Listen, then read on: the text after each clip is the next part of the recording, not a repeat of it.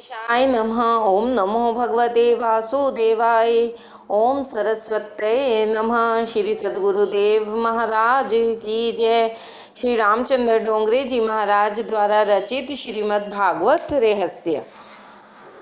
कर्म मार्ग, ज्ञान मार्ग और भक्ति मार्ग। जीव नारायण का अंश है, इसे तो उसी में मिल जाना है। इसके लिए शास्त्रों ने अनेक उपाय कहे हैं, कर्म मार्ग, ज्ञान मार्ग और भक्ति मार्ग। उपनिषद से, उपनिषदों के ज्ञान से ईश्वर को अपरोक्ष साक्षात्कार होता है, परंतु श्री व्यास जी ने विचार किया कि उपनिषदों की भाषा गूढ़ है, सामान्य मनुष्य इसे समझ नहीं सकेंगे।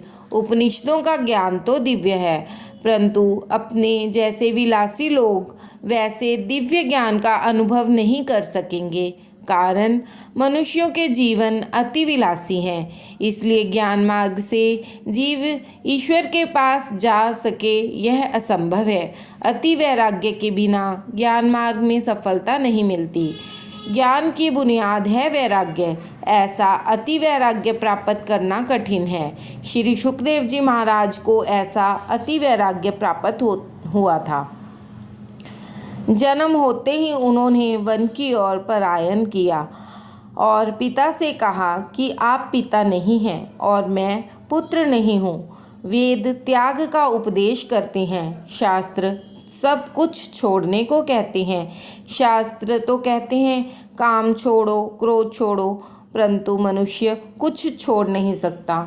जो साधारण पान सुपारी की भी नहीं छोड़ सकते, वे काम, क्रोध, लोभ किस प्रकार छोड़ेंगे? वे घर का त्याग किस प्रकार करेंगे? सर्वसाधारण मनुष्य को तो कुछ करना ही नहीं है और वह कुछ छोड़ ही नहीं सकता, परंतु वेदांत शास्त्र तो कहता है कि सब कुछ छोड़कर सर्वस्व का त्याग करके ईश्वर के पीछे पड़ोगे, तभी तुम ईश्वर को पहचान सकोगे, इनसे मिल सकोगे। सर्व का त्याग, सर्वस्व का त्याग तो साधारण मनुष्य के लिए सुलभ नहीं है। वेद के 4 भाग हैं, संहिता, ब्राह्मण, आरण्यक, भाष्य। वेदों की समाप्ति उपनिषदों से होती है, अतः इसे वेदांत कहते हैं। आरण्यक में उपनिषद वाला भाग आता है। जिन ग्रंथों का चिंतन ऋषि करते हैं उन्हें आरण्यक कहते हैं। बंगलों में भोग विलासों में रहने वालों का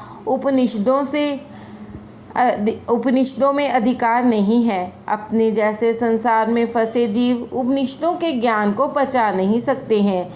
इस सब बातों का विचार करके भगवान व्यास जी ने श्रीमद् भागवत शास्त्र की रचना की है। उपनिषदों का बताया मार्ग अपने जैसों के लिए सुलभ नहीं है। उपनिषदों का तात्पर्य त्याग में है। जो पान सुपारी, चाय नहीं छोड़ सकते और जो 2-4 घंटे कथा में बैठे तो नस्वार की डिब्बी छोड़कर नहीं सकते, वे काम, क्रोध आदि विकारों को कैसे छोड़ सकेंगे? जो काम सुख का उपभोग करते हैं वे योगाभ्यास कर ही नहीं सकेंगे। भोगी यदि योगी होने जाएगा तो रोगी हो जाएगा। ज्ञान मार्ग में जिसका पतन होगा वह नास्तिक बनता है, योग मार्ग में जिसका पतन होगा वह रोगी बनता है, भक्ति मार्ग में जिसका पतन होगा वह आसक्त बनता है। कलयुगी मनुष्य योगाभ्यास नहीं कर सकता। वह भागवत शास्त्र की रचना कलयुग के जीवों के उद्धार करने के लिए की गई है। श्रीमद् भागवत में एक नवीन मार्गदर्शन कराया गया है। हम घर बार और धंधा छोड़ नहीं सकते हैं। ऐसा कहने वालों को भागवत शास्त्र कहता है कि निराश न होना, सब कुछ छोड़कर जंगल में जाने की ज़रूरत नहीं है। केवल जंगल में जाने से ही आनंद मिलता है, ऐसा नहीं है।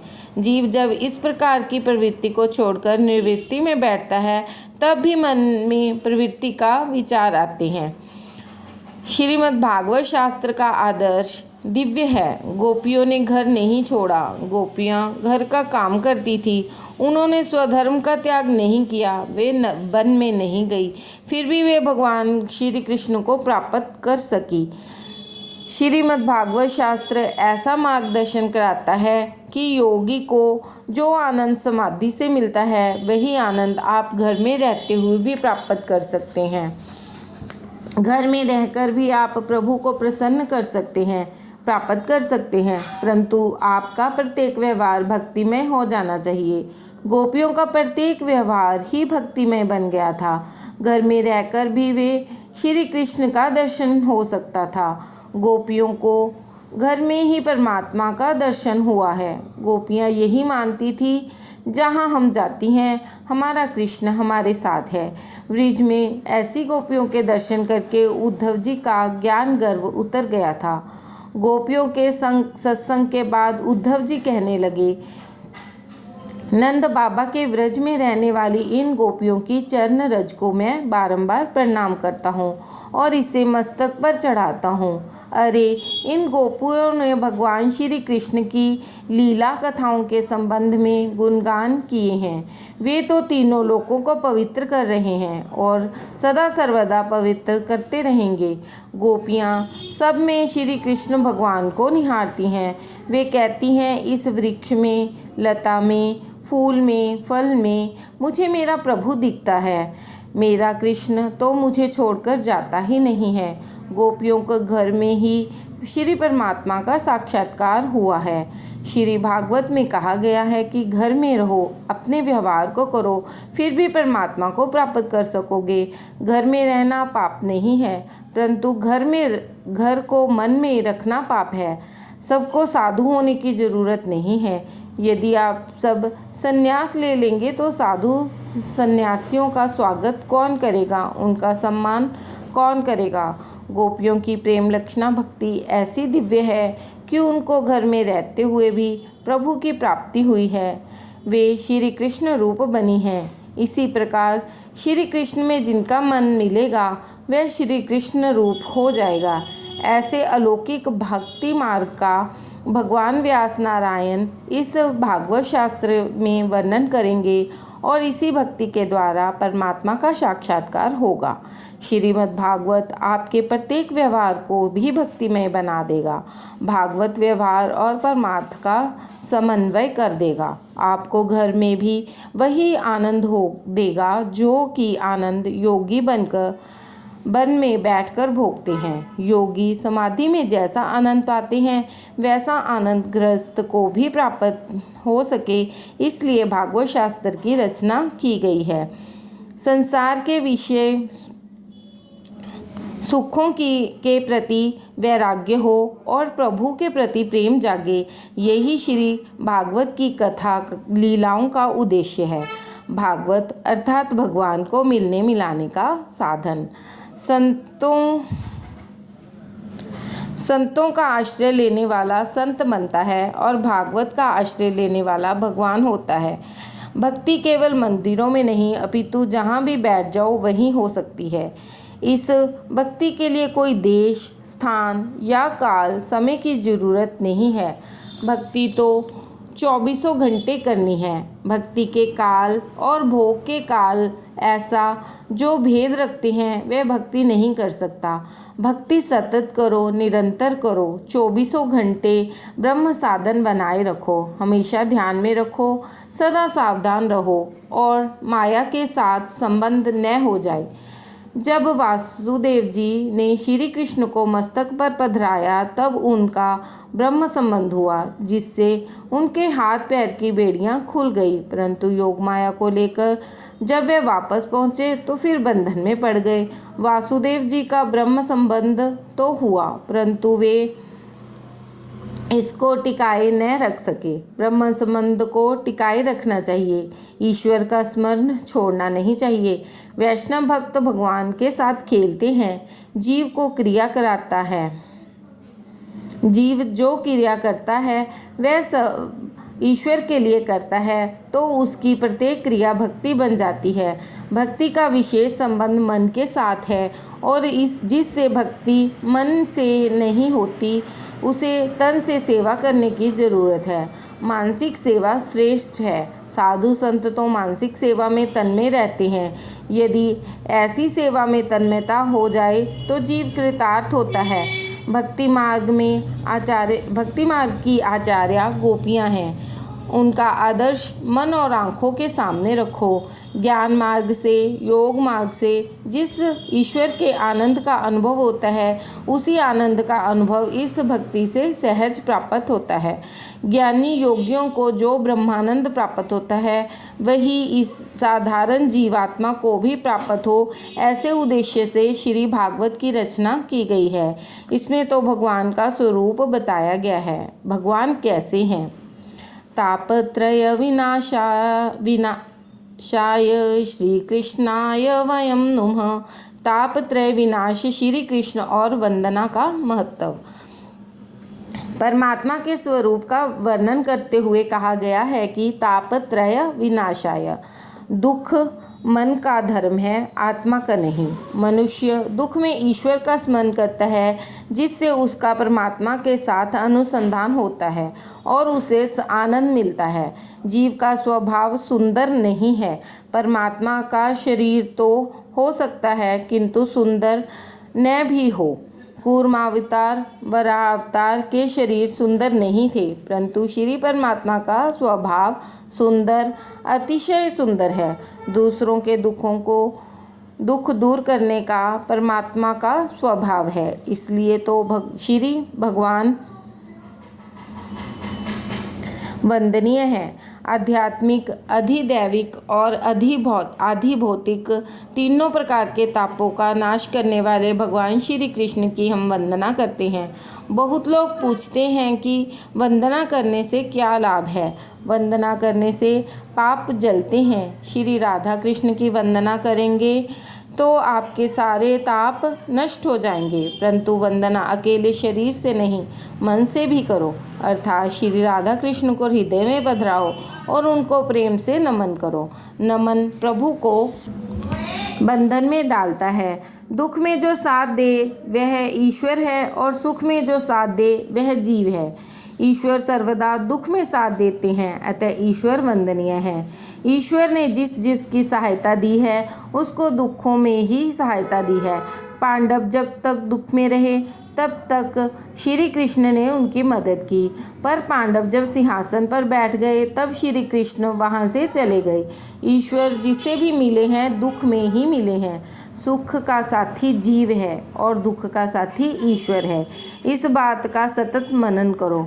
मनुष्य धन पाने के लिए जितना प्रयत्न करता है और दुख सहन करता है, उससे भी कहीं कम प्रयत्न यदि ईश्वर के लिए भी करे तो इसे ईश्वर अवश्य मिलेंगे।